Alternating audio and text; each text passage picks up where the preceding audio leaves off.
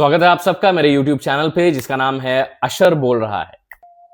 यहाँ time pass content नहीं मिलता, यहाँ स्टोरीज डाइसेक्ट होती है, कैरेक्टर्स जज नहीं होते, उन्हें समझा जाता है।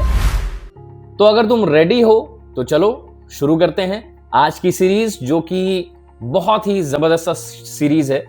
अगर आपने नहीं देखा इसे, जिसके बारे में मैं बात कर रहा हूं, तो वो मोस्ट रिकमेंडेड है। अभी तक जितनी भी सीरीज मैंने आपको समराइज करके बताया है, एक नंबर सीरीज है ये, और वो है ब्रेकिंग बैड। जी हाँ, सो ये कोरियन नहीं है, बट ये यूएस बेस्ड है, बट बहुत जबरदस्त सा सीरीज है ये ब्रेकिंग बैड, जिसके बारे में आज हम बात करने वाले हैं। तो चलो शुरू करते हैं। तो सीरीज जब शुरू होता है, फर्स्ट सीन होता है कि एक आदमी है अंडरवेयर में वाइट कलर के, और डेजर्ट के बीच एक आरवी, जो बड़ी सी वैन होती है, वो ड्राइव कर रहा है। बैक सीट में डेड बॉडीज पड़ी है और हाथ में गन। सो ये कोई क्रिमिनल नहीं था, ये एक स्कूल टीचर था, वॉल्टर वाइट। जी हाँ, और आज मेरे टी शर्ट पे भी आप लोग देखते होंगे ये Breaking Bad. I am a very big fan of this series.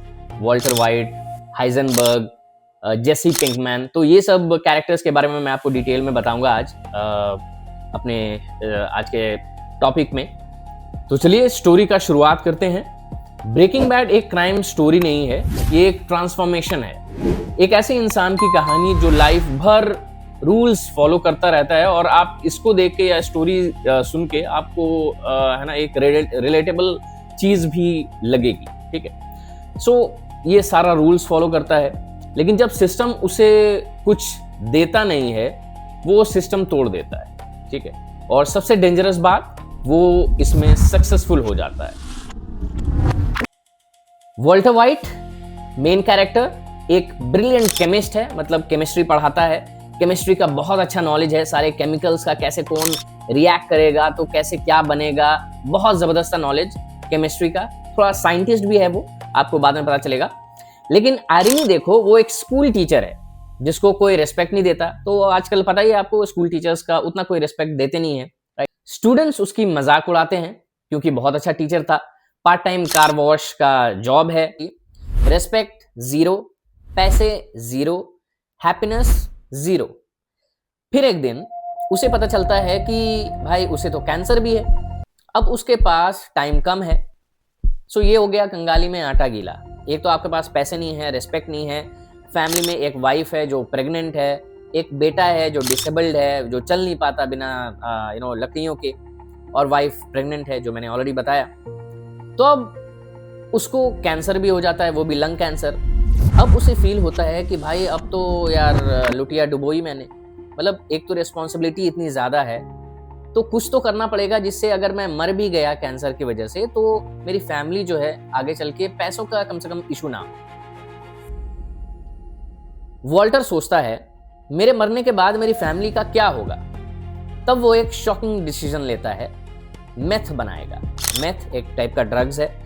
वो मिलता है अपने एक एक्स स्टूडेंट से, जेसी पिंकमैन, जो ऑलरेडी ड्रग वर्ल्ड में है, और यहाँ से स्टार्ट होती है एक पार्टनरशिप। वॉल्टर का दिमाग और जेसी का street knowledge, perfect illegal combo. पहली बार जब वो मेथ बनाते हैं, वो नॉर्मल मेथ नहीं होती, वो होता है ब्लू मेथ, एकदम प्योरेस्ट, क्योंकि केमिस्ट्री का जीनियस ने बनाया है। अब यहीं से नाम आता है हाइजनबर्ग का, जो अपने वॉल्टर वाइट ही। लेकिन क्राइम वर्ल्ड इतना इजी तो होता नहीं है। जेसी और वॉल्टर एक डील में फंस जाते हैं। क्रेजी 8 और एमिलियो उन्हें मारना चाहते हैं। वॉल्टर अपनी केमिस्ट्री यूज करता है और उन्हें पॉइजन दे देता है, लेकिन क्रेजी 8 जो है वो बच जाता है। अब वॉल्टर उसे बेसमेंट में बंद करता है, उसे खाना देता है, बात करता है जैसे वो अभी भी एक नॉर्मल इंसान है। फिर उसे पता चलता है कि क्रेजी 8 तो उसे मारने वाला है। वॉल्टर डिसीजन लेता है और उसे खुद मार देता है। तो ये था वॉल्टर वाइट का सबसे पहला मर्डर, क्योंकि यहाँ से वॉल्टर का मोरल लाइन क्रॉस हो जाता है।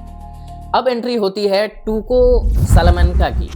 ये एक साइको ड्रग डीलर है, और क्या एक्टिंग किया भाई इसने, मतलब जबरदस्त। आप देखोगे ना, मतलब जबरदस्त एक्टिंग किया इस ड्रग डीलर ने।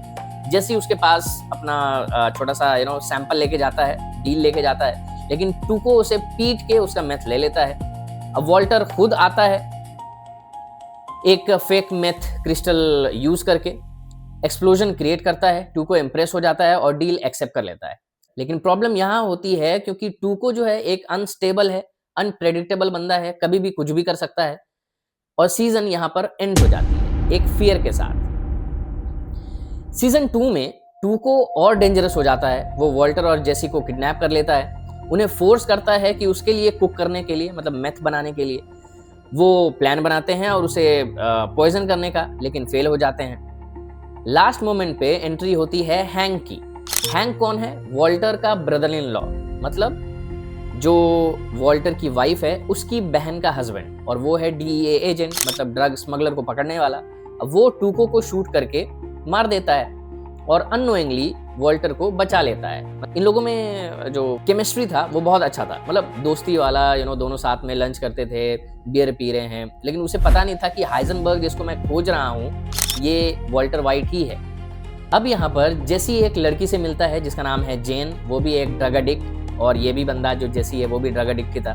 तो दोनों क्लोज हो जाते हैं, एक दूसरे में कंफर्ट ढूंढते हैं, लेकिन ड्रग्स उन्हें डिस्ट्रॉय कर देता है। एक दिन ओवर डोज की वजह से वो दोनों का हालत बहुत ख़राब हो जाता है। वॉल्टर वहाँ पहुँचता है लेकिन देखता है कि ये दोनों मर रहे हैं, तो वो जेसी को बचा लेता है, लेकिन उसे जानबूझ के जेन को बचाता नहीं है, क्योंकि जेन उस दोनों के बिजनेस पार्टनरशिप के बीच में आ रही थी। ठीक है, वो उसे मरने ही देता है और वो मर जाती है, क्योंकि इसके लिए कंट्रोल ज़्यादा इंपॉर्टेंट है ह्यूमैनिटी से। अब जेन की डेथ के बाद उसका फादर शॉक में एयर ट्रैफिक कंट्रोल में मिस्टेक करता है और 2 प्लेन्स क्रैश हो जाती है, जिसमें 100 से ज़्यादा लोगों की मौत हो जाती है। ये डायरेक्ट नहीं लेकिन इनडायरेक्टली वॉल्टर की वजह से ही होती है। ब्रेकिंग बैड ये दिखाता है कि एक डिसीजन कितनी जिंदगियां डिस्ट्रॉय कर सकता है। अब एंट्री होती है गस फ्रिंज की। एक काम बिजनेसमैन है जो सीक्रेटली ड्रग एम्पायर चलाता है, मतलब छोटा मोटा बिजनेस नहीं, पूरा एम्पायर चलाता है। वो वॉल्टर को हायर करना चाहता है क्योंकि उससे ज़्यादा प्योरेस्ट फॉर्म ऑफ मेथ आज तक किसी ने नहीं बनाया। एक प्रोफेशनल लैब में कुक करने के लिए वो सारा प्रोवाइड करेगा सारा चीज़, लेकिन वॉल्टर वाइट जो हाइजनबर्ग है वो उसके लिए काम करे। सो सब कुछ परफेक्ट लगता है, लेकिन प्रॉब्लम वॉल्टर कंट्रोल फ्रीक बन चुका है, गस कंट्रोल चाहता है। तो वॉल्टर जो है अब गस के साथ काम नहीं करना चाहता और यहाँ से कॉन्फ्लिक्ट स्टार्ट हो जाती है। वॉल्टर जो अब हाइजनबर्ग बन चुका है वो अब चेंज हो चुका है। अब वो सिर्फ पैसा नहीं पावर चाहता है। जेसी गिल्ट में है, हैंक इन्वेस्टिगेशन में क्लोज आ रहा है और सब कुछ कोलैप्स होने वाला है। I am not in danger, I am the danger. ये अपना वॉल्टर वाइट जो हाइजनबर्ग है उसका डायलॉग है ये, I am not in danger, I am the danger. अब सीजन 1 से 3 में जो है एक आदमी को कैसे मॉन्स्टर बनाते हैं वो दिखाया गया है, लेकिन असली गेम अब स्टार्ट होती है सीजन 4 से 5 में, जहां ईगो, पावर और डिस्ट्रक्शन पीक पर होता है। अगर तुम्हें ये ब्रेकडाउन पसंद आया तो सब्सक्राइब करो, क्योंकि पार्ट 2 और भी डेंजरस है और एलाबोरेटेड फॉर्म में होगा। तो मिलते हैं अगले वीडियो में, तब तक के लिए बाय बाय।